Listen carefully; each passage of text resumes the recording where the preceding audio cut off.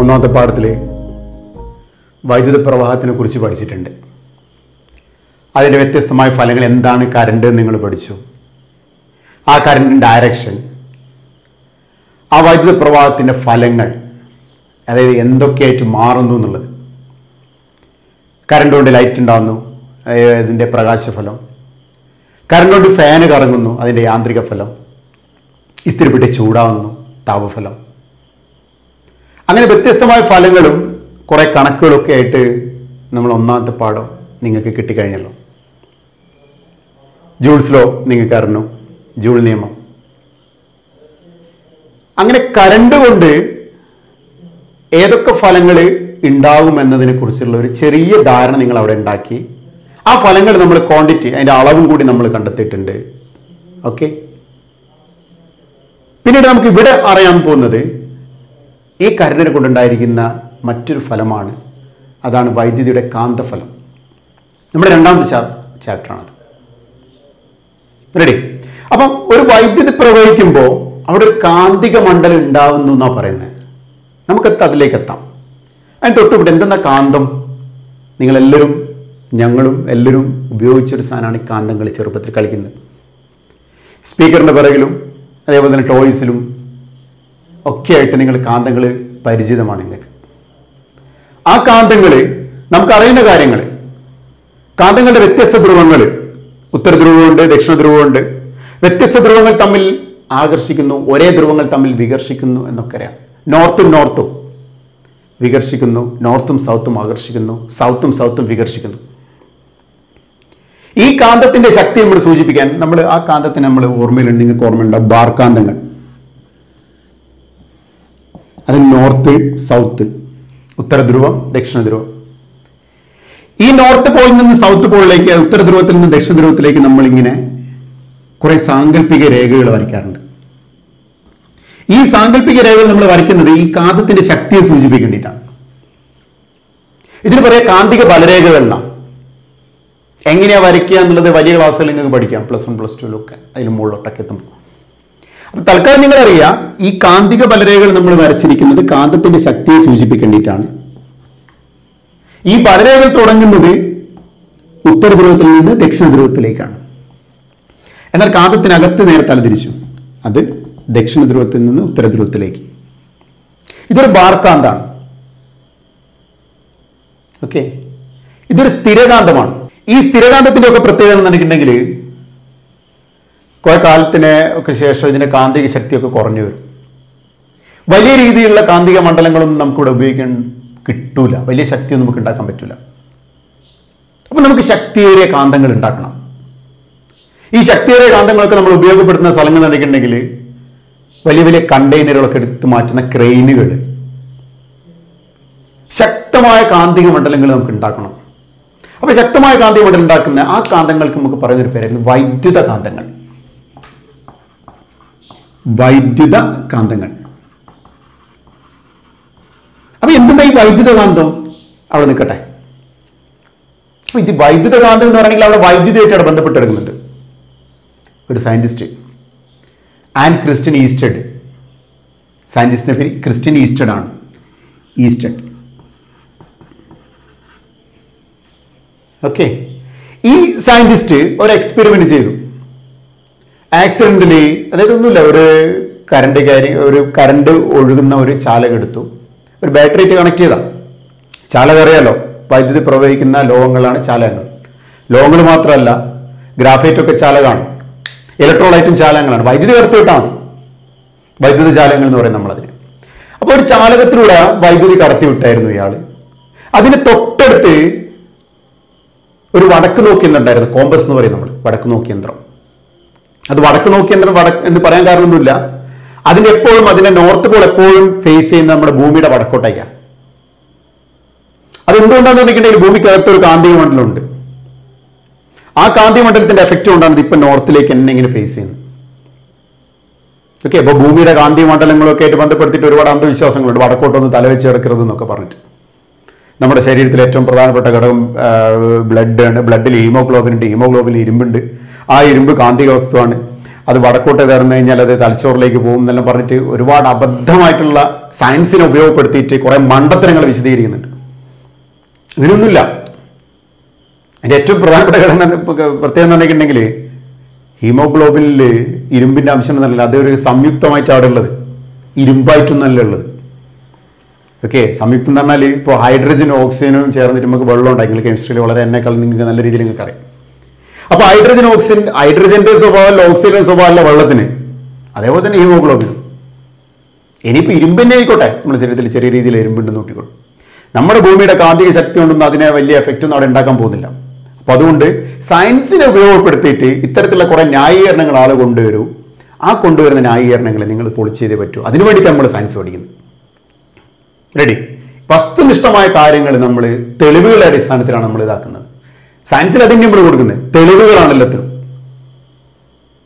Okay, ഇത് പകലാണ് പറയുന്നത് തെളിവുണ്ട്, പ്രകാശം നമുക്ക് തെളിവുണ്ട്.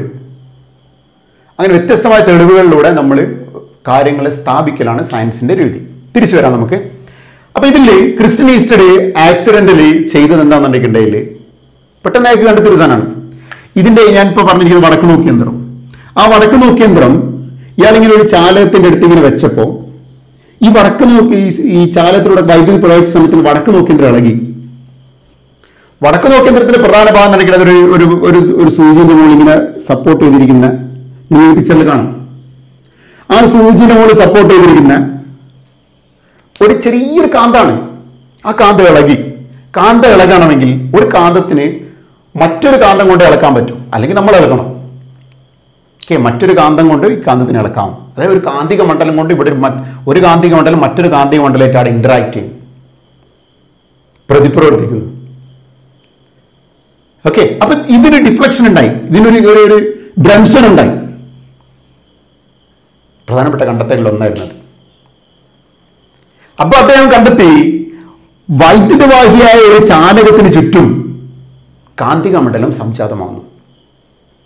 വൈദ്യുതവാഹിയായ ഒരു കാന്തിക മണ്ഡലത്തിന് ചുറ്റും, വൈദ്യുതവാഹിയായ ഒരു ചാലകത്തിന് ചുറ്റും കാന്തിക മണ്ഡലം സംജാതമാകുന്നു എന്നാ പറഞ്ഞത്. ഒന്നുമില്ല, കറണ്ട് ഒഴുകുന്നുണ്ടെങ്കിൽ അതിന് ചുറ്റും കാന്തിക മണ്ഡലം ഉണ്ടാകുന്നു. അപ്പൊ ക്രിസ്റ്റ്യൻ ഈസ്റ്റഡ് ഉണ്ടാകും എന്ന് പറഞ്ഞു. ഇനി നമുക്ക് ഫിസിക്സിൽ അടുത്ത സാധനം ഉണ്ടാവുമോ, എങ്കിൽ എത്ര ഉണ്ടാവും, ഇനി എങ്ങോട്ടേക്കുണ്ട്, അടുത്ത പഠനങ്ങളാണ് നമ്മൾ. റെഡി? അപ്പൊ ഇത് എങ്ങോട്ടേക്കാണ് ഉണ്ടാകുന്നത്, ഇതിന്റെ കാന്തിക മണ്ഡലം ദിശ എങ്ങനെ, ഒരു ഉത്തര ധ്രുവം ദക്ഷിണ ധ്രുവം ഒക്കെ ഇതിനുണ്ടോ, ആ കാര്യങ്ങളെയൊക്കെ കുറിച്ചൊക്കെ പഠിച്ചിട്ട് അതിനുശേഷം വന്ന സയന്റിസ്റ്റ് ഒരു കൺക്ലൂഷനിലേക്ക് എത്തി. ആ കാന്തിക മണ്ഡലത്തിന്റെ ദിശ കണ്ടെത്താൻ, ആ കാന്തിക മണ്ഡലത്തിന്റെ ദിശ കണ്ടെത്താൻ നമ്മളെ സഹായിക്കുന്ന നിയമമാണ് വലതുകൈ നിയമം. അപ്പൊ നമ്മൾ ഒരു വൈദ്യുതവാഹിയായ ചാലകത്തിൽ, ഋജുവായ ചാലകത്തിൽ, നേരെയുള്ള ചാലകത്തിൽ, ഋജുവും വക്രം എന്നാണ് വളഞ്ഞത്. ഓക്കെ, സ്ട്രെയിറ്റും കർവി. അപ്പോൾ ഒരു സ്ട്രെയിറ്റ് കണ്ടക്ടറിൽ നേരെയുള്ള ചാലകത്തിൽ വൈദ്യുതി കടന്നു പോകുമ്പോൾ അതിന് ചുറ്റും എങ്ങനെയാണ് കാന്തിക മണ്ഡലം ഉണ്ടാകുന്നത് കണ്ടെത്തണം. അതിന് വേണ്ടിയിട്ടുള്ളതാണ് വലതുകൈ പെരുവിരൽ നിയമം എന്ന് പറയുന്ന സാധനം. ജെയിംസ് ക്ലർക്ക് മാക്സ്വെൽ എന്ന് പറഞ്ഞ സയന്റിസ്റ്റാണിത് കൊണ്ടുവന്നത്. ആംബിയസ് റൈറ്റ് ഹാൻഡ് റൂൾ എന്നും ഇത് അറിയപ്പെടാറുണ്ട്. ഓക്കെ, ഈ നിയമം പറയുന്നത് ഇത്രയേ ഉള്ളൂ. ഞാനിവിടെ ഒരു ചാലകം എടുത്തു. ആ ചാലകത്തിൽ വൈദ്യുതി കടന്നു പോകുന്നത് താഴെ എയിൽ നിന്ന് ബിയിലേക്കാണ്. എന്ന് വെച്ചാൽ ഇത് നെഗറ്റീവ്, ഇത് പോസിറ്റീവ് ടെർമിനലിൽ നിന്ന് നെഗറ്റീവ് ടെർമിനലിലേക്ക് ഇങ്ങനെ വൈദ്യുതി കടന്നു പോകുന്നു. ഇങ്ങനെ വൈദ്യുതി കടന്നു പോവുകയാണെങ്കിൽ ഇവിടത്തിന് ചുറ്റും എങ്ങനെയൊക്കെയാണ് കാന്തിക മണ്ഡലം ഉണ്ടാവുക, ആ കാന്തിക മണ്ഡല ദിശ എങ്ങനെയാണ് അതറിയേണ്ടിയിട്ട് ഈ ചാലകത്തിന്റെ വൈദ്യുതി പോകുന്ന രീതിയിൽ നമ്മൾ എന്ത് ചെയ്യുക, വൈദ്യുതി പോകുന്ന ഭാഗത്ത് നമ്മൾ ഈ ചാലകം നമ്മളെ കയ്യിൽ ഇമേജിൻ ചെയ്യുക.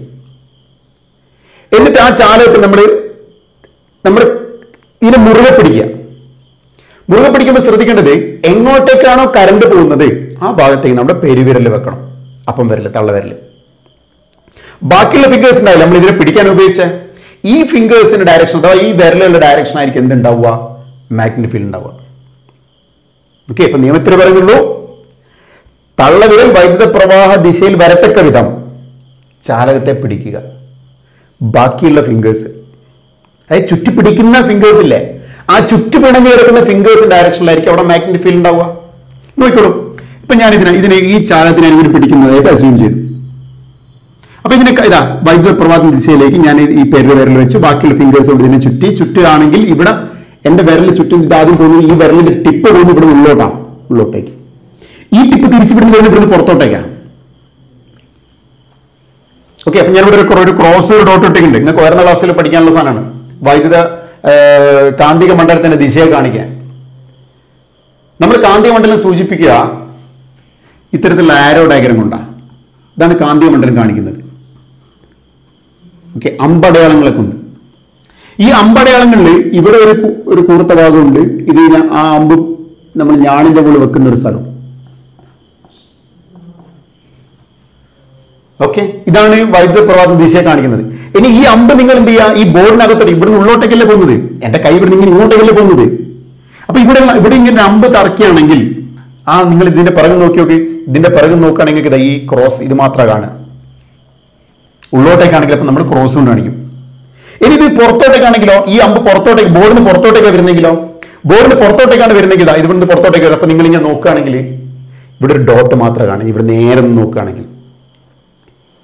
ഓക്കെ, അപ്പൊ വൈദ്യുത ഈ കാന്തിക മണ്ഡലത്തിലെ ദിശയെ കാണിക്കാൻ നമ്മൾ ഇത്തരത്തിലുള്ള അമ്പടയാളങ്ങൾ ഉപയോഗപ്പെടുത്തുന്നു, ആരോ ഡയഗ്രംസ് ഉപയോഗപ്പെടുത്തുന്നു. ആ ആരോ ഡയഗ്രം ഇതിന് സമാന്തരമാണ്. ഇത് ബോർഡിന് അകത്തോട്ടേക്കാണ്, ഇത് ബോർഡിൽ നിന്ന് പുറത്തോട്ടേക്കാണ്. ഓക്കെ, ഇപ്പം നോക്കൂ, ഞാൻ ഇതിനിങ്ങനെ മുറുകെ പിടിക്കുകയാണെങ്കിൽ ഇവിടെ ഇങ്ങനെ അകത്തോടെ ഇങ്ങനെ വിരലിങ്ങനെ ചുറ്റി ഇങ്ങനെ ഉണ്ടാവും. നോക്കൂ, ഇപ്പൊ കാന്തിക മണ്ഡലം ഇങ്ങനെ ചുറ്റും ഇങ്ങനെ. അപ്പൊ ഇങ്ങനെ ചുറ്റുന്ന രീതിയിലാണ് ഇവിടെ കാന്തിക മണ്ഡലം ഉണ്ടായിരിക്കുന്നത്.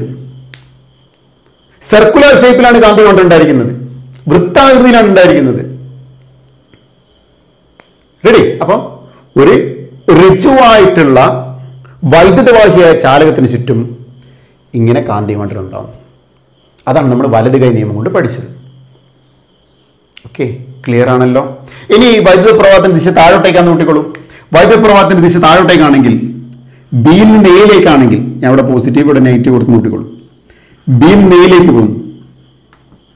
ബിയിൽ നിന്ന് എയിലേക്കാണ് വൈദ്യുതി പ്രവഹിക്കുന്നതെങ്കിൽ നോക്കൂ, നമ്മൾ ഇതിന് തന്നെ ഞാൻ ഇതിന് മുറുകെ പിടിച്ചപ്പോഴാ ഇത് താഴോട്ടേക്കാണുള്ളത്.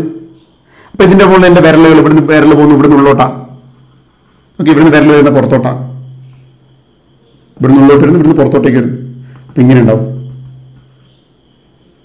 ഓക്കെ, ഇവിടുന്ന് ഇങ്ങനെയാണ് തിരിഞ്ഞതെങ്കിൽ ഇവിടെ ഇങ്ങനെ തിരിയുന്നു. ഇതാണ് ഈ കാന്തിക മണ്ഡലത്തിന്റെ ദിശ. റെഡി? അപ്പൊ ഇനി കാന്തിക മണ്ഡല ദിശയെ കണ്ടെത്താൻ നമ്മൾ എന്ത് ഉപയോഗിച്ചാൽ മതി? ഈ മാക്സ്വെല്ലിന്റെ വലതുകൈ നിയമം ഉപയോഗിച്ചാൽ മതി. റെഡി? ഇനി നമ്മൾ ഈ വടക്ക് നോക്കി യന്ത്രം ഉപയോഗപ്പെടുത്തിയത് കോമ്പസ് ഉപയോഗപ്പെടുത്തിയിട്ട് ഒരു കാന്തിക മണ്ഡല ദിശയിലും കണ്ടെത്തുന്ന ഒരു രീതിയും കൂടിയുണ്ട്. അതെങ്ങനെയെന്ന് പറഞ്ഞിട്ടുണ്ടെങ്കിൽ നോക്കൂ, നമ്മൾ ഒരു വൈദ്യുതി ഇങ്ങനെ പോവാണ്, ഇങ്ങനെ ഒഴുകുകയാണ്, ഇങ്ങോട്ടേക്ക് ഒഴുകുകയാണ്. ഓക്കെ, ഇപ്പം വൈദ്യുതി ഒഴുകുന്ന ദിശയാണ് എയിൽ നിന്ന് ബിയിലേക്ക്. അപ്പൊ എയിൽ നിന്ന് ബിയിലേക്ക് വൈദ്യുതി ഒഴുകുന്നുണ്ട്. ഞാൻ ഇതിന്റെ താഴെ ഒരു വടക്ക് നോക്കി യന്ത്രം വെച്ചു, കോമ്പസ്. ഓക്കെ, അതിന് നീഡിലുണ്ടാവും.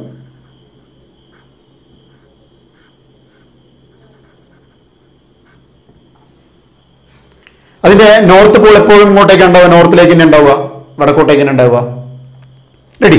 ഇങ്ങനെ വൈദ്യുതി പോവുകയാണെങ്കിൽ ഇതിനെങ്ങോട്ട് ഇവിടെ ഇതിന് ചുറ്റുണ്ടായിരിക്കുന്ന കാന്തിക മണ്ഡലം കണ്ടെത്തണം. അപ്പൊ നമ്മൾ ഈ കോമ്പസ് ഇവിടുന്ന് എന്ത് ചെയ്യും? ഒന്ന് ഡിഫ്ലക്റ്റ് ചെയ്യും, ചലിക്കും. എങ്ങോട്ടേക്ക് ചലിക്കുന്ന നോക്കുന്നത്. അപ്പൊ ചലിക്കുന്ന എങ്ങനെയാന്ന് വെച്ചിട്ടുണ്ടെങ്കിൽ ഈ കോമ്പസ് എങ്ങോട്ടേക്ക് ചലിക്കുന്നെങ്കിൽ ഇങ്ങോട്ടേക്കാണ് കറണ്ട് പോകുന്നതെങ്കിൽ കോമ്പസ് ചലിക്കുക പടിഞ്ഞാറ് ഭാഗത്തേക്കാണ്. ഒറ്റ കരട് ഒരിക്കലൂടെ പറഞ്ഞു.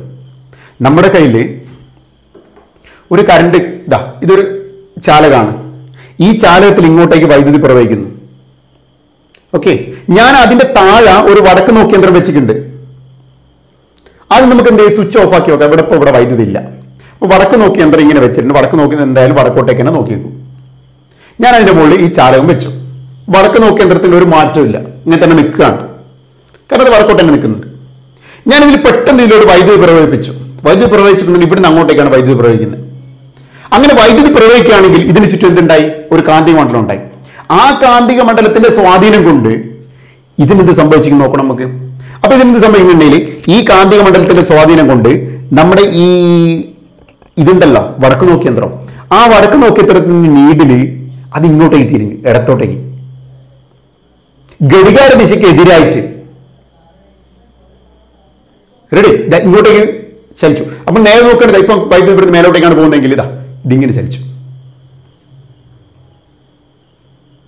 ഓക്കെ, ഇത് നേരെ ഇങ്ങനെ നോക്കേണ്ടതാ, ഇങ്ങനെ ഇങ്ങനെ ഇങ്ങനെ ചലിക്കും.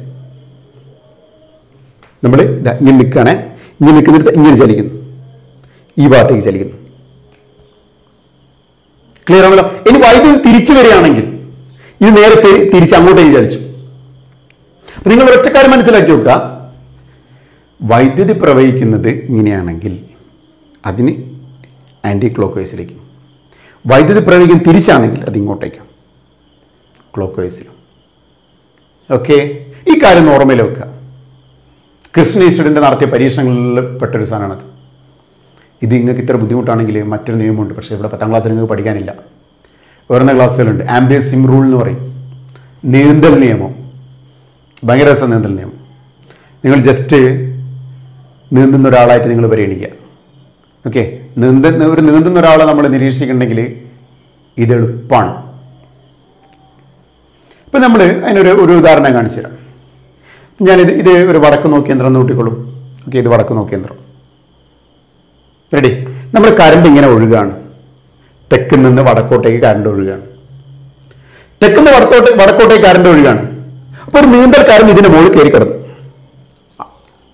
ചിന്തിക്കുകയാണേ വേണ്ടത്. ഒരു നീന്തൽക്കാരൻ നിൽക്കുന്നത്, നീന്തൽക്കാരൻ നീന്തുന്നത് കറണ്ടിന്റെ ദിശയിലേക്ക് തന്നെയാണ് നീന്തൽക്കാരൻ നീന്തുന്നത്.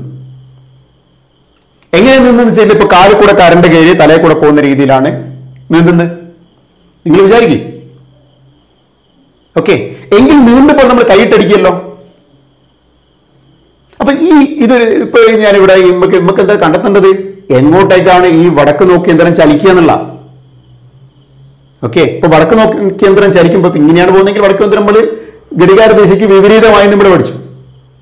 അപ്പൊ ഇത് നീന്തൽക്കാരനായിട്ട് നമ്മൾ എങ്ങനെയാണ് താരതമ്യം ചെയ്യാൻ നോക്കിക്കോളൂ. അപ്പൊ അങ്ങോട്ടേക്ക് നീന്തുമ്പോൾ നമ്മൾ ആദ്യം ഉയർത്തുന്ന കൈ നിന്നപ്പോ ഇടത് കൈ ഉയർത്തി നോക്കിക്കോളൂ. അപ്പൊ ഞാൻ വടക്കോട്ടേക്ക് മുഖം വെച്ചാണ് നീന്തുന്നത്, വടക്കോട്ടേക്കാണ് നീന്തുന്നത്. വടക്കോട്ടേക്കാണ് നീന്തെങ്കിൽ നമ്മൾ ഇടത് കൈ ആദ്യം അടിക്കുക എങ്ങോട്ടേക്കാ? പടിഞ്ഞാറോട്ടേക്കാ അല്ലേ? ഞാൻ വടക്കോട്ടേക്ക് നീന്തുന്നു, വടക്കോട്ടേക്ക് നിന്നും ഇടത് കൈ ഞാൻ എടുത്തിടുക പടിഞ്ഞാറ് ഭാഗത്തേക്കാ. അപ്പൊ ഇടത് കൈ പടിഞ്ഞാറ് ഭാഗത്തേക്ക് എടുത്തിടുകയാണെങ്കിൽ ഇത് നമ്മൾ ഈ കോമ്പസ് റിഫ്ലക്ട് ചെയ്യുക പടിഞ്ഞാറ് ഭാഗത്തേക്കാ. റെഡി? ഇതാണ് നമ്മുടെ സ്വിം റൂൾ, ആംബിയറിന്റെ സ്വിം റൂൾ, നീന്തൽ നിയമം. വരുന്ന ക്ലാസ്സുകളിൽ പഠിച്ചാൽ മതി. ഇപ്പൊ നിങ്ങൾ അതിനെക്കുറിച്ച് അധികം ചിന്തിക്കേണ്ട ആവശ്യമില്ല. ഓക്കെ, അപ്പൊ നമ്മൾ വലതുകൈ നിയമം പഠിച്ചു. വലതുകൈ നിയമം ഉപയോഗപ്പെടുത്തിയിട്ട് എങ്ങനെയൊക്കെയാണ് കാന്തിക മണ്ഡലത്തിൽ ദിശാന്ന് കണ്ടെത്തി. ഇപ്പൊ നമ്മൾ കണ്ടെത്തിയ സ്ട്രൈറ്റ് കണ്ടക്ടറിന്റെ അഥവാ നേരെയുള്ള ചാലകത്തിന്റെ. ഇനി നമുക്ക് വളഞ്ഞ ചാലകത്തിന് നമ്മൾ വളയ്ക്കാൻ അടുത്ത പഠിക്കാൻ പോകാം നമ്മൾ ഇതിന്റെ. അപ്പൊ ചാലകത്തിന് ഇതിനെ സർക്കിളാകൃതിയിലൊക്കെ നമുക്ക് ചുറ്റാം. റെഡി? അപ്പൊ ഞാനൊരു സർക്കുലർ ഷേപ്പിൽ ചുറ്റിയിരിക്കുന്ന ഒരു ചാലകം എടുത്തു.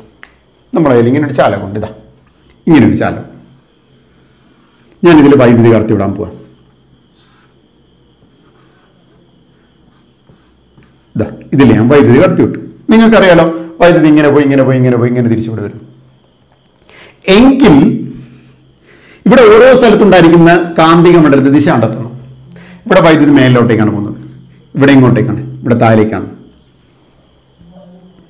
അപ്പൊ ഇവിടെ ഉണ്ടായിരിക്കുന്ന കാന്തിക മണ്ഡലത്തെ ദിശ കണ്ടെത്തണം. ഞാൻ എന്ത് ചെയ്തു? ഈ ചാലകത്തിന് മുറുകെ പിടിച്ചു. ഇവിടെ ഇങ്ങനെ മുറുകെ പിടിച്ചു. ഇങ്ങനെ മുറുകെ പിടിച്ചപ്പോൾ നോക്കി ഇത് അകത്തോട്ടേക്കാണ്. അകത്തോട്ടേക്ക് ഇതിന്റെ വിരൽ പോയത് അകത്തോട്ടേക്ക്. ഇതാ ആരോ ഡയഗ്രത്തിന്റെ ബാക്ക്. ഇവിടെ വരുന്ന ആരോ ഡയഗ്രത്തിന്റെ ഫ്രണ്ട് പുറത്തോട്ടേക്ക്, ഇവിടുന്ന് പുറത്തോട്ടേക്ക്. ഇവിടെ നോക്കൂ, ഇവിടെ ഇതാ ഇവിടെ ഇങ്ങനെ പോകുമ്പോൾ ഇതാ ഇവിടെ അകത്തോട്ട്, ഇവിടുന്ന് പുറത്തോട്ട്, ഇതാ അകത്തോട്ട് പുറത്തോട്ട്, ഇവിടെ അകത്തോട്ട് പുറത്തോട്ട്. നോക്കൂ, അപ്പൊ ഇവിടെ വൈദ്യുതി, ഇവിടെ കാന്തികമണ്ഡല ദിശ ഇങ്ങനെ കറണ്ട് ഇങ്ങനെ പോയിക്കൊണ്ടിരിക്കുകയാണ്. കറണ്ടിനെ നമ്മൾ ചുറ്റിക്കുകയാണ്. കറണ്ട് ചുറ്റിക്കുമ്പോൾ കാന്തികമണ്ഡല ദിശ നോക്കുകയാണ്. കാന്തികമണ്ഡലം ഇങ്ങനെ ഉണ്ട്, ഇങ്ങനെ ഈ ദിശയിൽ ഇങ്ങനെ അകത്തോട്ട് പോയി ഇങ്ങനെ പുറത്തോട്ട്, ഇങ്ങനെ അകത്തോട്ട് പുറത്ത് ഇങ്ങനെ. റെഡി? ഇവിടെ നോക്കി നോക്കിയതാ എന്താ അകത്തോട്ട് ഇങ്ങനെ പുറത്തോട്ട്. ഓക്കെ, ഇതാണ് നമ്മുടെ ഒരു ഈ സർക്കുലർ ഷേപ്പിലുണ്ടായിരിക്കുന്ന ഒരു ചാലകത്തിന് ചുറ്റുണ്ടായിരിക്കുന്ന കാന്തിക മണ്ഡലത്തിന്റെ ദിശ. ക്ലിയർ ആണ്? നിങ്ങൾ ഓർമ്മിക്കുക, ഒരു സർക്കുലർ ഷേപ്പിലുള്ള ഒരു സാധനം നിങ്ങൾ കയ്യിൽ കരുതുക. ആ സർക്കുലർ ഷേപ്പിലുള്ള സാധനം കയ്യിൽ കരുതിയിട്ട് നമ്മൾ എന്ത് ചെയ്യുക, ഈ വൈദ്യുതിനെ പ്രവഹിക്കുക. അങ്ങനെ സർക്കുലർ ഷേപ്പിൽ സപ്പോസ് നിങ്ങൾ ഒരു മെഷറിങ് ഒരു ടാപ്പ്, ഇപ്പോൾ നിങ്ങൾക്ക് ഒരു സർക്കുലർ ഷേപ്പിൽ ഒരു സാധനം ഇപ്പോൾ ഇവിടുന്ന് കിട്ടി. ഈ സർക്കുലർ ഷേപ്പിൽ നമ്മൾ കറണ്ട് പോകുന്നത് കാണിക്കും. ഞാൻ ഇവിടുന്ന് കറണ്ട് പോകുന്നത് കാണാൻ നോട്ടിക്കൊള്ളും. നമ്മളിവിടെ ഈ മാസ്കിംഗ് ടൈപ്പിൽ ഞാൻ ഇവിടെ ഇങ്ങനെ കറണ്ട് ഇങ്ങനെ പോകുന്ന നോട്ടിക്കൊള്ളും. കറണ്ട് ഇങ്ങനെ വരുന്നു. ഓക്കെ, കറണ്ട് ഇങ്ങനെയാണ് പോകുന്നത്. അപ്പോൾ ഇതിന് ചുറ്റുണ്ടായിരിക്കുന്ന മാഗ്നറ്റിക് ഫീൽഡിൻ്റെ അഥവാ കാന്തിക മണ്ഡലത്തിൻ്റെ ദിശ കണ്ടെത്തണം. അപ്പോൾ കാന്തിക മണ്ഡലം ദിശ കണ്ടെത്തിയത് കറണ്ട് ഇങ്ങനെ പോകുന്നു. ഞാൻ ഇതിനെ മുറുകെ പിടിക്കുന്നു, ഇങ്ങനെ പിടിക്കുന്നു. ഇതേപോലെ തന്നെ അവിടെ നിന്ന് അങ്ങോട്ട്, ഇവിടെ ഇങ്ങനെ ഉള്ളോട്ട് പുറത്തോട്ടേക്ക്. അപ്പോൾ ഇവിടെ ഉള്ളോട്ടേക്കാ, ഇവിടെ ഇങ്ങോട്ടേക്കാ, ഇവിടെ പുറത്തോട്ടേക്കാ, ഇങ്ങനെയാ, ഇങ്ങനെ ചുറ്റുക.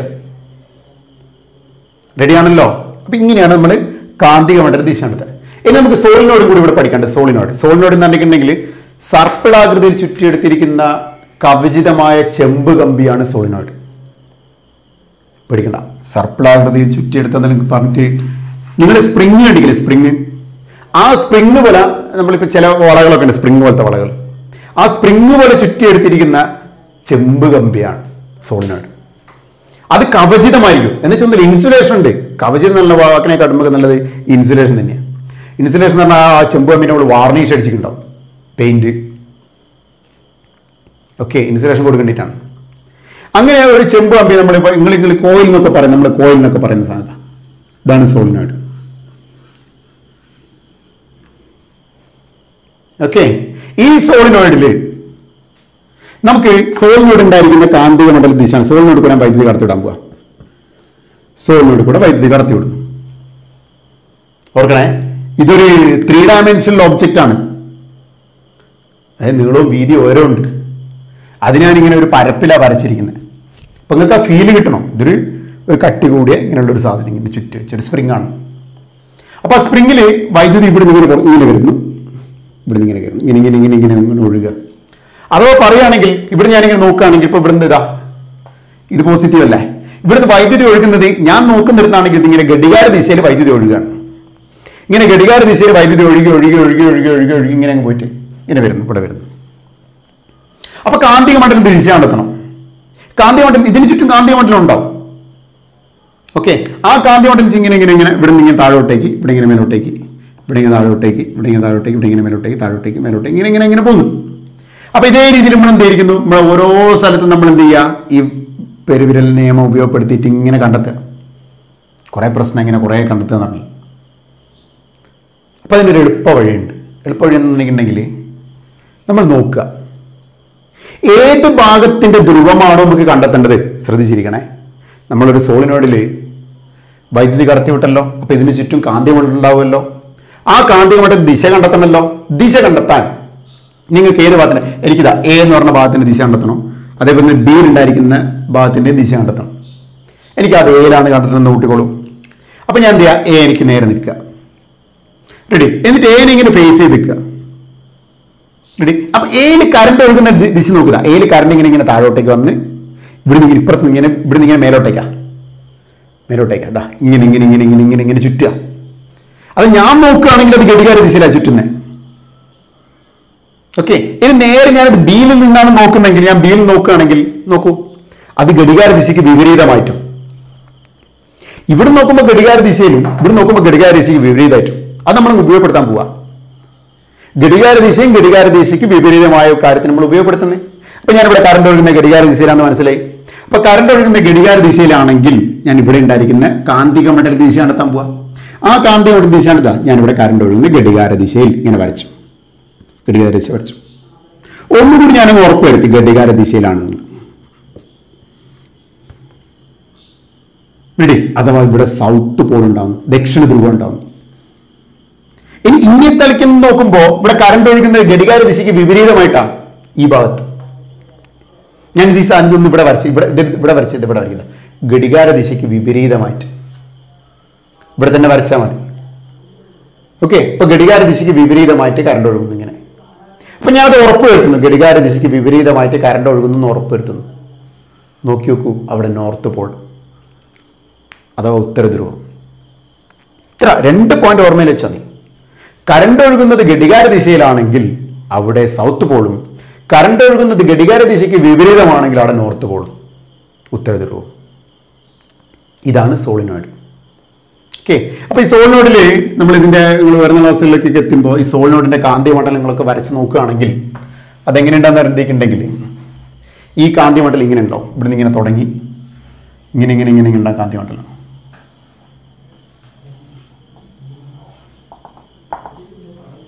ഓക്കെ. അപ്പോൾ ഈ കാന്തിക മണ്ഡലം ഇങ്ങനെ ഉണ്ടാകുന്നത് കൊണ്ട് തന്നെ ഇതേ രീതിയിലുള്ള കാന്തിക മണ്ഡലം നമ്മൾ പഠിച്ചത് ഒരു ബാർകാന്തത്തിനായിരുന്നു. ഇങ്ങനെ ഓർക്കണേ, കാന്തിക പരതകൾ പരസ്പരം എന്ത് ചെയ്യരുത്? ക്രോസ് ചെയ്യാൻ പാടില്ല, പരസ്പരം മുട്ടാൻ പാടില്ല, മീറ്റ് ചെയ്യാൻ പാടില്ല. റെഡി? അപ്പൊ നോക്കൂ, ഇതിങ്ങനെ ഇതേ രീതിയിൽ ഇതൊരു ബാർകാന്തം പോലെ ബിഹേവ് ചെയ്യുന്നു, ആക്ട് ചെയ്യുന്നു. ഓക്കെ. അപ്പൊ നമുക്ക് ഇങ്ങനെ പറയാം, ഒരു സോളിനോട് ഉണ്ടായിരിക്കുന്ന കാന്തിക മണ്ഡലം ഒരു ബാർകാന്തത്തിന്റെ കാന്തിക മണ്ഡലത്തിന് പോലെയാണ്. ഓക്കെ. അപ്പം നമ്മൾ ആകെ പഠിച്ചെന്താ? വൈദ്യുതവാഹിയായ ഒരു ചാലകത്തിനും കാന്തിക മണ്ഡലം ഉണ്ടാവുമെന്ന് പഠിച്ചു. വളരെ നിസ്സാരമാണ് ഈ ചാപ്റ്റർ. വളരെ ചെറിയ ഐഡിയകൾ നമ്മളിവിടെ പഠിക്കുന്നുള്ളൂ. ആ വൈദ്യുതവാഹിയ ഒരു ചാലകത്തിനും കാന്തിക മണ്ഡലം നമ്മൾ പഠിച്ചു കഴിഞ്ഞു. ആ കാന്തിക മണ്ഡലം ദിശ കണ്ടെത്തണം. അതിന് വേണ്ടിയിട്ട് വലത് കൈ നിയമം നമ്മൾ എടുത്തിട്ടുണ്ട്. ഒറ്റ നിയമം. റെഡി? വെറും രണ്ട് നിയമം കൊണ്ടാണ് ചാപ്റ്റർ പോകുന്നത്. വളരെ ചെറിയ 2 നിയമങ്ങൾ, നമുക്ക് എളുപ്പത്തിൽ പഠിക്കാൻ പറ്റുന്ന നിയമങ്ങൾ, കണ്ടുപഠിക്കാൻ പറ്റുന്ന നിയമങ്ങൾ, മുറുകെ പിടിക്കാൻ പറ്റുന്ന നിയമങ്ങൾ. റെഡി? അപ്പൊ ഈ നിയമത്തിൽ നമ്മുടെ വൈദ്യുതിയുടെ കാന്തിക മണ്ഡല ദിശ നമ്മൾ കണ്ടെത്തി കഴിഞ്ഞു. അപ്പൊ ഒന്നാമത്തെ നിയമം കാന്തിക മണ്ഡലം ഉണ്ട് എന്ന് നമ്മൾ അറിഞ്ഞു. അത് ക്രിസ്റ്റ്യനീസിനോട് പറഞ്ഞ് അതെങ്ങോട്ട് നമ്മൾ കണ്ടെത്താൻ കഴിഞ്ഞു. ഓക്കെ. ഇനി നമ്മൾ ഇതിന്റെ മുകളിൽ അടുത്തൊരു ഡിസ്കഷൻ നടത്താൻ പോവാണേ. ഞാനിവിടെ ഒരു ചാലകം എടുത്തു. ആ ചാലകത്തിലൂടെ വൈദ്യുതി കടത്തിവിടുന്നു. ചാലകത്തിലൂടെ വൈദ്യുതി കടത്തിവിട്ടപ്പോൾ അതിന് ചുറ്റും കാന്തിക മണ്ഡലം ഉണ്ടാകുന്നത് നമ്മൾ കണ്ടുപിടിച്ച് കഴിഞ്ഞു. അതിന്റെ ദിശയൊക്കെ കണ്ടെത്തി. ഞാൻ ഇവിടെ എടുത്തു വെച്ചു. നമ്മൾ ആദ്യ പരീക്ഷണം തന്നെ.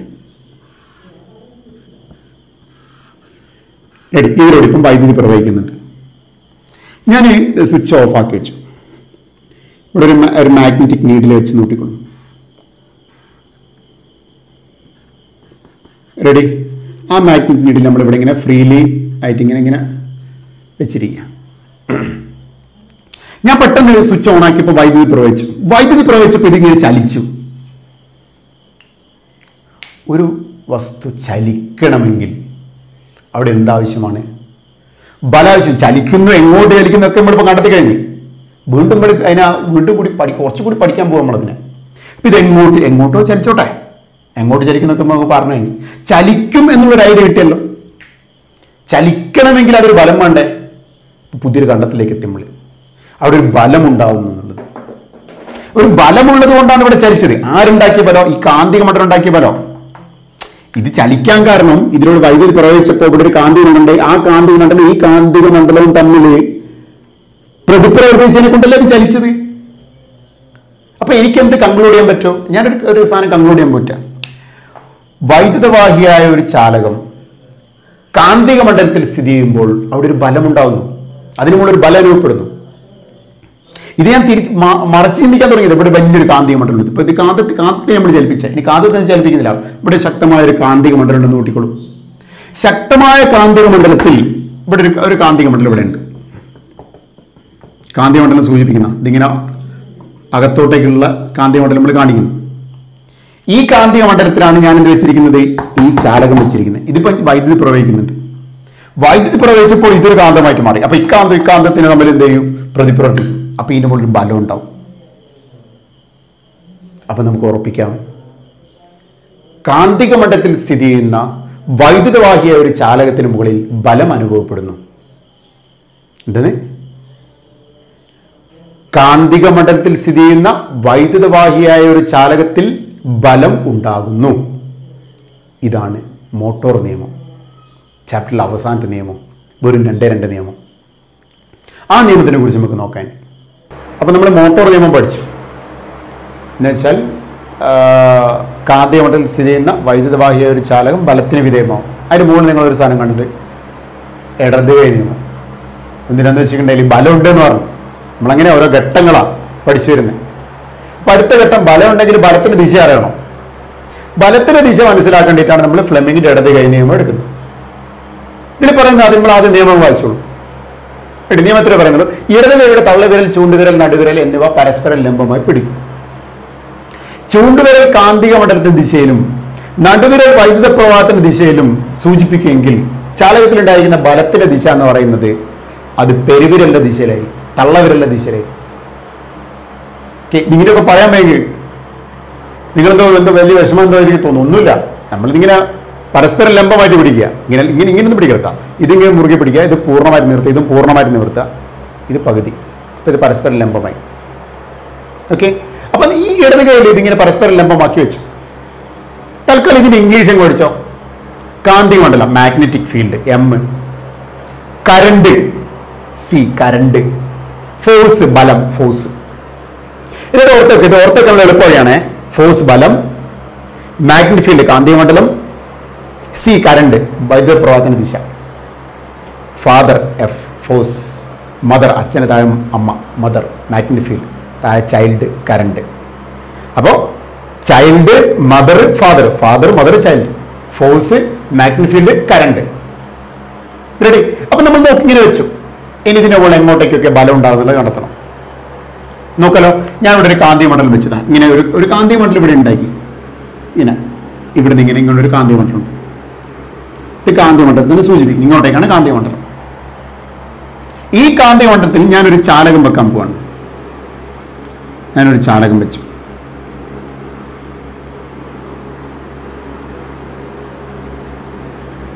റെഡി? ഇപ്പൊ വൈദ്യുതി ഇങ്ങനെ പ്രവഹിക്കുന്നു, എയിൽ നിന്ന് ബിയിലേക്ക് പ്രവഹിക്കുന്നു.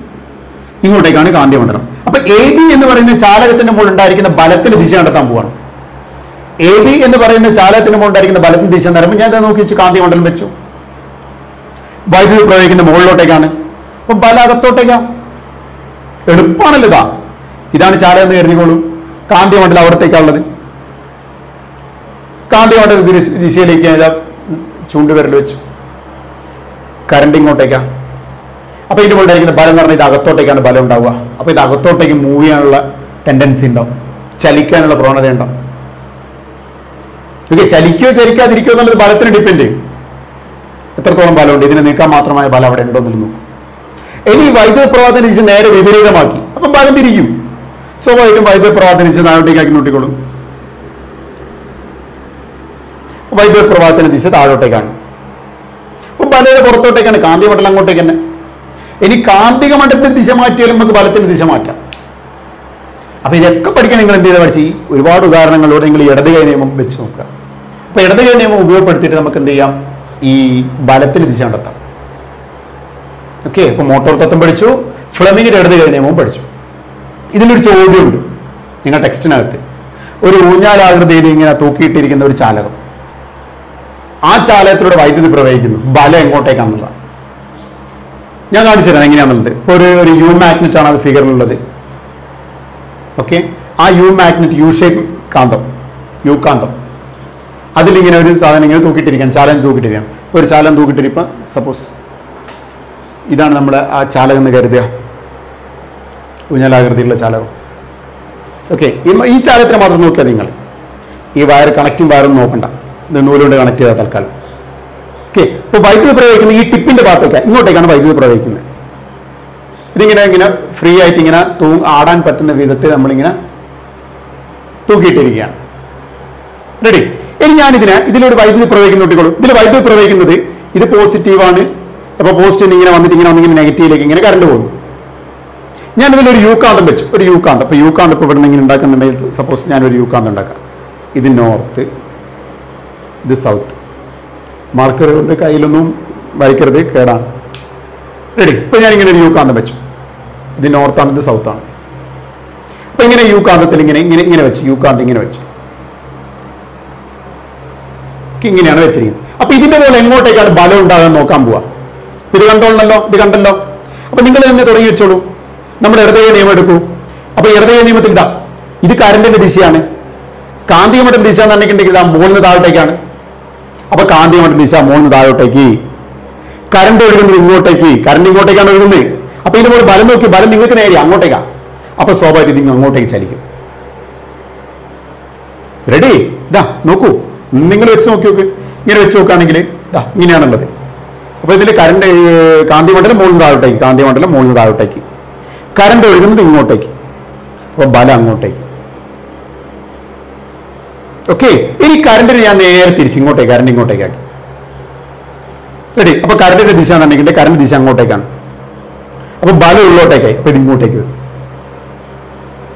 റെഡി? ഇനി ഇതിന്റെ പൊളാരിറ്റി മാറ്റിയാൽ മതി. ഇതിപ്പോ നോർത്ത് സൗത്ത് ഇങ്ങനെ വെച്ചെന്നുണ്ടെങ്കിൽ ഇങ്ങനെ തിരിച്ചിങ്ങനെ വെക്കാം, സൗത്തും നോർത്തും വെച്ചു. അപ്പൊ എങ്ങനെ ഉണ്ടാവും? ആ കാര്യങ്ങളൊക്കെ നിങ്ങൾ എന്ത് ചെയ്യുക, നോക്കി നോക്കുക. റെഡി? ആകെ നിങ്ങൾ അറിയേണ്ടത് ഒറ്റ കാര്യം പഠിച്ചാൽ മതി. നമ്മുടെ ഈ ഇടത് കൈ നിയമം, ഫ്ലെമിങ്ങിന്റെ ഇടത് കൈ നിയമം പഠിച്ചു നോക്കുക. ഫ്ലെമിങ്ങിന്റെ ഇടത് കൈ നിയമത്തിൽ എന്തൊക്കെയാണ് ബലത്തിനെ സൂചിപ്പിക്കുന്നത്, എന്തൊക്കെയാണ് കാന്തി മണ്ഡലത്തെ സൂചിപ്പിക്കുന്നത്, ഏതാണ് കറണ്ടിനെ സൂചിപ്പിക്കുന്ന കാര്യങ്ങൾ മാത്രം അറിഞ്ഞു വെച്ചിട്ട് നമ്മൾ ബലത്തിനെ ദിശ കണ്ടെത്തുക.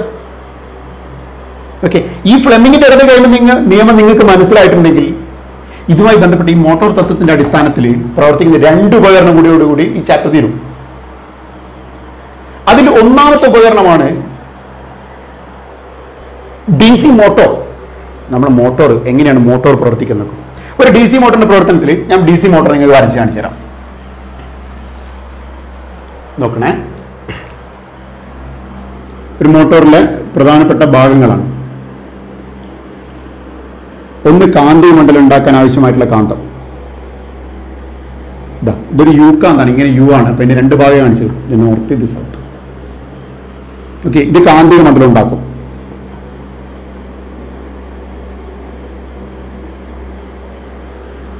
റെഡി? ഞാനിവിടെ ഇങ്ങനെ ഒരു ആർമേച്ചർ വെച്ചു. ആർമേച്ചർ എന്ന് പറഞ്ഞുതരാം. ഒരു സോഫ്റ്റ് അയൺ കോറിന്റെ മുകളിൽ പച്ചിരുമ്പ് കോർ, ഈ ഒരു പച്ചിരുമ്പിന്റെ ചട്ടക്കൂടുണ്ടാവും. ഈ ചട്ടക്കൂടിന്റെ മുകളിൽ കുറേ ചെമ്പ് കമ്പികൾ ചുറ്റി വെച്ചിട്ടുണ്ടാവും ഒരു നിശ്ചിത ദിശയിലേക്ക്. ഓക്കെ, നമ്മൾ നേരത്തെ പഠിച്ച സോളിനോടില്ല, അതേപോലെ കുറെ കോയില്, നമ്മൾ മോട്ടോറിനകത്തുള്ള കോയിലില്ല, നമ്മൾ കോയില് പോയി ബൈൻഡിങ് എന്നല്ല നമ്മൾ പറയുന്ന സാധനം, കോയില് കത്തിപ്പോയി എന്നെല്ലാം പറയുന്ന സാധനം, ആ കോയിലാണ് ഈ ആർമേച്ചർ. റെഡി? ആർമേച്ചർ തൽക്കാലം ഞാനിങ്ങനെ ഈ റെക്ടാങ്കുലർ ഷേപ്പിൽ ഇതിനെ കാണിച്ചു. ഓക്കെ, അപ്പൊ ഇത് ഞാൻ എന്ത് ചെയ്തു, ആർമേച്ചർ.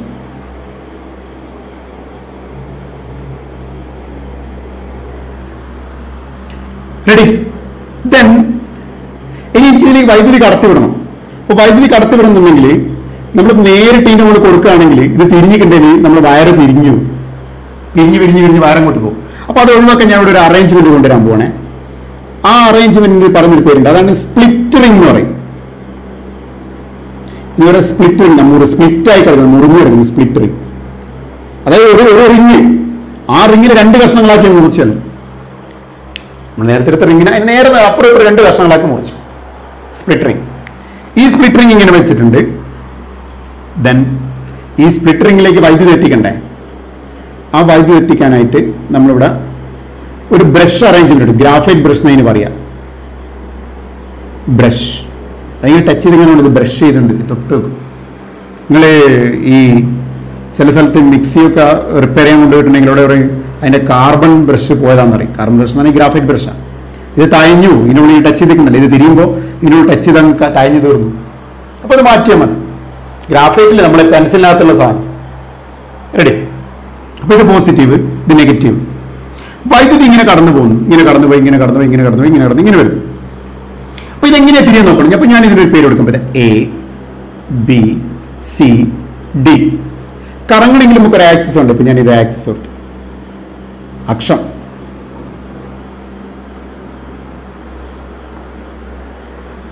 റെഡി? ഇതിന് പറയുന്നൊരു സ്പ്ലിറ്റ് റിംഗ് എന്ന് പറയും. നമ്മൾ ഇത് 2 സ്പ്ലിറ്റ് റിംഗ് എന്ന് പറയും, split ring.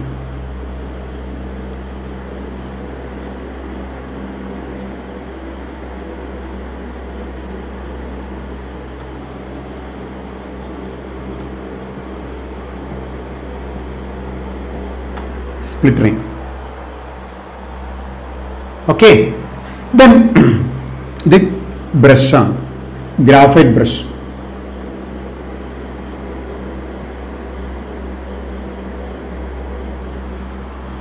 Ready? Armature, split ring, graphite brush, and the DC battery. But the motor the Vaidu motor on the Adi. Vaidu origate, Yandri Orjamaki Martin Vaidu motor. Tatto, motor Tatami, Parnoka.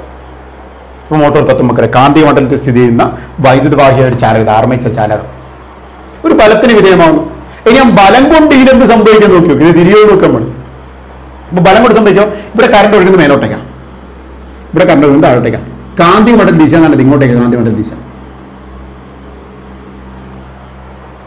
ഇനി ഇതിന്റെ മുകളിൽ ഉണ്ടായിരിക്കുന്ന ബലം കാണാൻ പോവാണ്. അപ്പൊ ഞാൻ A B എന്ന് പറഞ്ഞാൽ ഇതും സി ഡി കാണില്ലേ, എ ബി മാത്രം നോക്ക്. എ ബിന്റെ മുകളിൽ ഉണ്ടായിരിക്കുന്ന ബലത്തിന് ദിശ കണ്ടെത്തി. ഇപ്പൊ കറണ്ട് മേലോട്ടേക്ക്, കാന്തിക മണ്ഡലം അങ്ങോട്ടേക്ക്, ബലം ഉള്ളോട്ട്. അത് നേരെ തിരിഞ്ഞ് ഇവിടെ സി ഡിയിലെത്തി. സി ഡിയിൽ കറണ്ട് താഴോട്ടേക്കാ, കാന്തിക മണ്ഡലം അങ്ങോട്ടേക്ക് തന്നെ, ബലം പുറത്തോട്ടേക്ക്. ഈ ബലം അകത്തോട്ടേക്കാണ്, ഈ ബലം പുറത്തോട്ടേക്കാണ്. നോക്കൂ, നമ്മളിപ്പോൾ ഒരു ഫ്രെയിം എടുത്ത് നോക്കുകയാണെങ്കിൽ നമ്മൾ ഈ എ ബി സി ഡി എന്ന് പറഞ്ഞ ഫ്രെയിം ഞാൻ നിങ്ങൾക്ക് വേണ്ടി ഇവിടെ വെച്ച് എ ബി സി ഡി ഇത് എ നിന്ന് ബി, ഇത് സി, ഇത് ഡി. ഇവിടെ കറണ്ട് ഒഴുകുന്നത് എ നിന്ന് ബിയിലേക്കാണ് കറണ്ട് ഒഴുകുന്നത്. റെഡി? പിന്നെ സി നിന്ന് ബിയിലേക്കാണ് കറണ്ട് ഒഴുകുന്നത്. ഇത് ഞാൻ ഇങ്ങനെ സസ്പെൻഡ് ചെയ്ത് ഇങ്ങനെ പിടിച്ച് വെച്ചിരിക്കുക, ഒരു ആക്സിസിന്റെ മുകളിൽ ഇങ്ങനെ പിടിച്ച് വെച്ചിരിക്കുന്നു. അപ്പൊ ഇതിന്റെ മുകളിലായിരിക്കുന്ന ബലത്തിന്റെ ദിശ കാണാൻ പോകും. അപ്പൊ ഇതിന്റെ മുകളിലായിരിക്കുന്ന ബലത്തിന്റെ ദിശ ഇങ്ങനെ നടത്തി ഇങ്ങനെ അകത്തോട്ടേക്കാണ് നടത്തുക. കറണ്ട് മേലോട്ടേക്കാണ്, മെയിൻ ബിയിലേക്ക് കറണ്ട് ദിശ കാണിക്കുക, കാന്തിക മണ്ഡലം അങ്ങോട്ടേക്ക്. ഇപ്പൊ ബലം ഉള്ളോട്ടേക്ക്, ഉള്ളോട്ടേക്കാണ്, ബലം ഉള്ളോട്ടേക്കാണ്. ഇനി ഇവിടെ നോക്കി നോക്കി, ഇവിടെ കറണ്ട് താഴോട്ടേക്കാണ്, കാന്തിക മണ്ഡലം കൂടെ. ഇപ്പൊ ബലത്തിന്റെ ദിശ പുറത്തോട്ടേക്കാണ്. അപ്പൊ ഇങ്ങനെ ചുറ്റും ഇങ്ങനെ ആക്സിസിൽ പിടിച്ച് വെച്ചിരിക്കുന്ന ഒരു സാധനത്തിന് മുകളിൽ ഇവിടെ ഒരു ബലം അകത്തോട്ടേക്കും, ഇവിടെ ഒരു ബലം പുറത്തോട്ടേക്കും. അപ്പൊ സ്വാഭാവികമായിട്ട് ഇതിനെന്ത് സംഭവിക്കും? അകത്തോട്ടേക്ക് അവിടെ നോക്കുന്ന ഇവിടുന്ന് പുറത്തോട്ടേക്ക്. ഇത് തിരിയൂലേ? ഇപ്പൊ തിരിഞ്ഞ് വീണ്ടും ഇവിടുന്ന് അകത്തോട്ടേക്ക് ബലം, ഇത് പുറത്തോട്ടേക്ക്, ഇങ്ങനെ തിരിയുന്നു. മോട്ടോർ തിരിയുന്നുണ്ടോ? ഓക്കെ, മോട്ടോർ തിരിയുന്നത് ഇവിടുന്ന് ബലം അകത്തോട്ട്, ഇവിടെ ഒരു ബലം ഇങ്ങോട്ട് പുറത്തോട്ടേക്ക് ഇരുന്നു. ഒരേ ബലം ഇവിടുന്ന് അങ്ങോട്ടേക്കുള്ള ഒരു ബലം ഇവിടുന്ന് വരെ, പക്ഷെ വിപരീത ദിശയിലാണ്, ഒരു ലൈനിലല്ല. ഇത് അങ്ങോട്ടേക്ക്, ഇതിന്റെ ലൈൻ അങ്ങോട്ടേക്ക്, ഇതിന്റെ ഇങ്ങോട്ടേക്കാണ്. ഓക്കെ, അപ്പൊ ഇതിങ്ങനെ തിരിഞ്ഞു തുടങ്ങി. മോട്ടോർ തിരിഞ്ഞില്ലേ? നിങ്ങൾക്ക് തിരിഞ്ഞോ? ഇങ്ങനെയാണ് മോട്ടോർ പ്രവർത്തിക്കുന്നത്. വലിയ കാര്യങ്ങളൊന്നും നമ്മൾ പറഞ്ഞിട്ടില്ല. രണ്ട് നിയമം ചാപ്റ്റർ നമ്മൾ പഠിച്ചേ. ഒന്ന്, നമ്മൾ കാന്തിക മണ്ഡലം ദിശ കണ്ടെത്താൻ വലതുകൈ നിയമം പഠിച്ചു. ഇവിടെ ബലത്തിന് ദിശ കാണാൻ ഇടതുകൈ നിയമവും പഠിച്ചു. ഇത്രയേ ഉള്ളൂ. ഓക്കെ, അപ്പൊ മോട്ടോർ തിരിഞ്ഞു. ഇനി ഇതിനെ കൊണ്ട് പ്രവർത്തിക്കുന്ന മറ്റൊരു ഉപകരണം കൂടിയുണ്ട്. ആ ഉപകരണമാണ് നമ്മുടെ ലൗഡ് സ്പീക്കർ. റേഡിയോയിലും മറ്റ് ഏത് പാട്ട് വെട്ടിയാലും ശരി, അതിലും മൊബൈൽ ഫോണിലൊക്കെ ആയാലും ശരി, ഹെഡ്സെറ്റിലൊക്കെ ആയാലും ശരി, അവിടെ സ്പീക്കറുണ്ട്. ആ സ്പീക്കറിന്റെ പ്രവർത്തനം ഇവിടെ എങ്ങനെയാണ് വരുന്നത്, അതെങ്ങനെ മോട്ടോർ തൊട്ടായിട്ട് വരുന്നത് നമ്മൾ നോക്കാൻ പോവാണ്. അപ്പൊ ആദ്യമായിട്ട് നിങ്ങൾ സ്പീക്കറിൽ പ്രവർത്തിക്കുമ്പോൾ നിങ്ങൾ സ്പീക്കറിന്റെ മുകളൊക്കെ ഒന്ന് ടച്ച് നോക്കിയിട്ടുണ്ടെങ്കിലും ഒന്ന് തൊട്ട് നോക്കിയിട്ട് അതിങ്ങനെ വൈബ്രേറ്റ് ചെയ്യുന്നതാണ്. ആ വൈബ്രേറ്റ് ചെയ്യുന്ന ഭാഗത്തിന് പറഞ്ഞാൽ ഡയഫ്രം. ഓക്കെ, ഇങ്ങനെ വളരെ സ്പീഡിൽ ഇങ്ങനെ വൈബ്രേറ്റ് ചെയ്യും. ഈ വൈബ്രേഷനാണ് സൗണ്ട് ഉണ്ടാക്കുന്നത്. ഇപ്പൊ ഞാനിങ്ങളോട് സംസാരിക്കുന്നുണ്ട്, അപ്പൊ അവിടെ സൗണ്ട് ഉണ്ടാകുന്നുണ്ടെങ്കിൽ എൻ്റെ ഈ വോക്കൽ കോഡ് വൈബ്രേറ്റ് ചെയ്യുന്നുണ്ട്, സ്വനതന്തു. അതിൻ്റെ വൈബ്രേറ്റ് ചെയ്യുന്നതിന് പുറത്തോട്ടേക്ക് വരുന്ന വായുവിൻ്റെ അകത്തുള്ള വ്യത്യസ്തമായ ഷേപ്പുകളിലേക്ക് ആക്കുമ്പോൾ അത് ഓരോരോ ശബ്ദങ്ങളായിട്ട് പുറത്തു വരുന്നുണ്ട്, വായു കമ്പനം ചെയ്യുന്നുണ്ട്. അത് നിങ്ങളുടെ ചെവിയിലേക്ക് എത്തുന്നു, നിങ്ങളുടെ ചെവിൻ്റെ ഇയർ ഡ്രം വൈബ്രേറ്റ് ചെയ്യുന്നു, കർണപടം. എന്നിട്ടത് ബ്രെയിനിലേക്കൊക്കെ എത്തി സ്റ്റിമുലേഷൻസ് ഒക്കെ ഉണ്ടാകുന്നു. ഇതൊക്കെ അടക്കട്ടെ. അപ്പം നമ്മളിവിടെ എങ്ങനെയാണ് ഈ സ്പീക്കർ വർക്ക് ചെയ്യുന്നത് നമുക്ക് നോക്കാം. റെഡി? അപ്പോൾ മോട്ടോർ തത്വത്തെ അടിസ്ഥാനമാക്കി പ്രവർത്തിക്കുന്ന രണ്ടാമത്തെ ഉപകരണമാണ് മൂവിംഗ് കോയിൽ ലൗഡ് സ്പീക്കർ, ചലിക്കും ചുരുൾ ലൗഡ് സ്പീക്കർ. ചലിക്കും ചുരുൾ ലൗഡ് സ്പീക്കർ.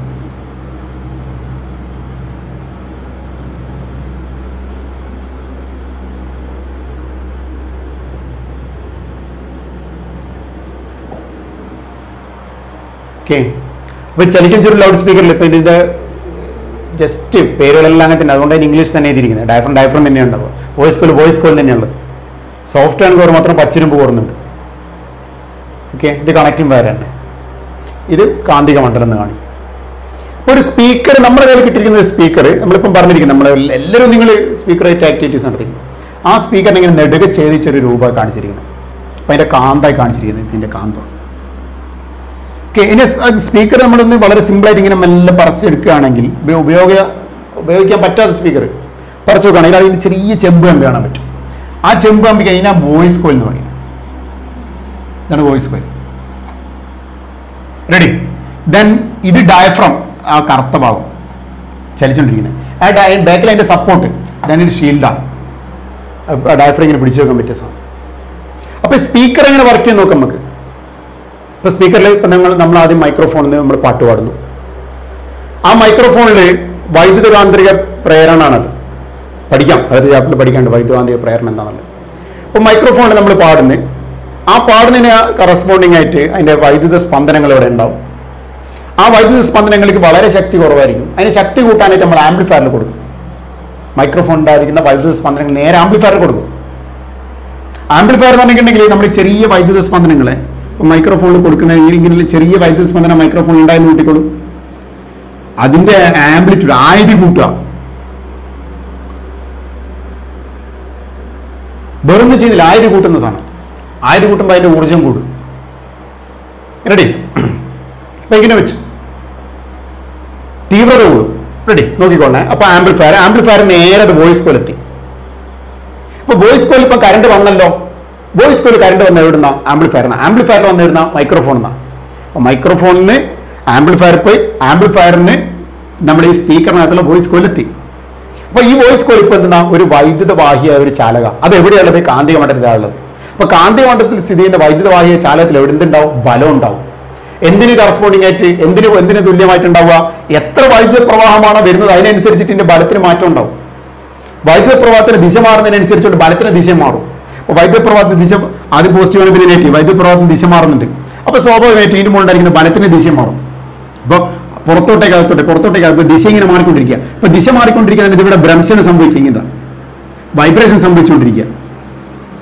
ഓക്കെ, അപ്പൊ ഇങ്ങനെ വൈബ്രേഷൻ സംഭവിക്കുന്നു. ഇത് വൈബ്രേറ്റ് ചെയ്യുമ്പോൾ, ഈ കോല് വൈബ്രേറ്റ് ചെയ്യുമ്പോൾ കോലുമായിട്ട് നേരെ ടച്ച് ചെയ്തിരിക്കുന്നുണ്ട് ഈ ഡയഫ്രം. അപ്പൊ ഡയഫ്രം വൈബ്രേറ്റ് ചെയ്യും. എന്തിനനുസരിച്ചിട്ട്? ഈ വൈദ്യുത സ്പന്ദനങ്ങൾക്കനുസരിച്ച് ഡയഫ്രം വൈബ്രേറ്റ് ചെയ്യും. ഈ വൈദ്യുത സ്പന്ദനം ഉണ്ടായ എന്തിനനുസരിച്ചിട്ടാ? നമ്മൾ സംസാരിക്കുന്നതിനനുസരിച്ച് നമ്മൾ സംസാരിക്കുന്നു. അപ്പൊ ഇവിടെ ഉണ്ടായിരിക്കുന്ന വായുരൂപം വൈബ്രേറ്റ് ചെയ്യും. അത് നേരെ ഇതിന് കിട്ടും, ഈ ഡയഫ്രത്തിന് കിട്ടും. ഡയഫ്രം എന്ന് പറഞ്ഞാൽ നമ്മൾ ഈ സ്പീക്കറിലൊക്കെ ഉണ്ടായിരിക്കുന്ന ഡയഫ്രം എന്ന് പറഞ്ഞാൽ നമ്മൾ മുട്ട തൊലി കളയുമ്പോൾ ആ ചെറിയ പാടവല കാണാം, അല്ല ഡയഫ്രം, നേര് ഡയഫ്രം. ഓക്കെ, ആ ഡയഫ്രം വൈബ്രേറ്റ് നേരെ ഇവിടെ എത്തി. നമ്മൾ വൈദ്യുത സ്പന്ദനത്തിൽ ഇത് ചലിക്കാൻ തുടങ്ങി. ഇത് ചലിക്കുമ്പോൾ എന്ത് ചെയ്യും? ഇവിടെ ഇതിന് മുമ്പിൽ ഉണ്ടായിരിക്കുന്ന വായു ചലിക്കും. അപ്പം നമ്മളെടുത്ത് അതേ ശബ്ദം അതിനേക്കാൾ ഒച്ചയിൽ നമുക്ക് ഇവിടെ കേൾക്കാൻ പറ്റും. ഇതാണ് മൈക്രോഫോൺ. ഓക്കെ, അപ്പം ഞാൻ ഈ ചാപ്റ്ററിനെ ചുരുക്കാൻ പോവാം. നിങ്ങൾക്ക് ഈ ചാപ്റ്ററിനെ ചുരുക്കുമ്പോൾ ആദ്യം നമ്മൾ ഇതിൽ പഠിച്ചെന്ന് പറഞ്ഞിട്ടുണ്ടെങ്കിൽ വൈദ്യുതിയുടെ ഫലങ്ങളെ കുറിച്ചിട്ടാണ് ആദ്യത്തെ പാഠത്തിൽ പഠിച്ചത്. നമ്മൾ 10ാം ക്ലാസ്സിൽ ഫിസിക്സ് ഭയങ്കര രസമാണ്. ഇങ്ങനെ കണക്ട് ചെയ്ത് പോവുക. ഒരു കുഞ്ഞ് ഇലക്ട്രോൺ, ആ കുഞ്ഞ് ഇലക്ട്രോൺ ചലിച്ചപ്പോഴാണ് അത് വൈദ്യുതിയായത്. ഇലക്ട്രോൺ ഉള്ള പ്രവാഹമാണ് വൈദ്യുതി. ഓക്കെ, ഇലക്ട്രോണുകൾ നമുക്ക് ഒരു നിശ്ചിത ദിശയിലേക്ക് ചലിപ്പിക്കാൻ പറ്റുമെന്നുള്ളൊരു കണ്ടെത്തലായിരുന്നു എന്നോട് ചോദിച്ച ഏറ്റവും വലിയ കണ്ടെത്തൽ, വൈദ്യുതിയുടെ കണ്ടെത്തലാണ്. അതിന്റെ ഫലങ്ങളെ കുറിച്ച് പഠിച്ചു.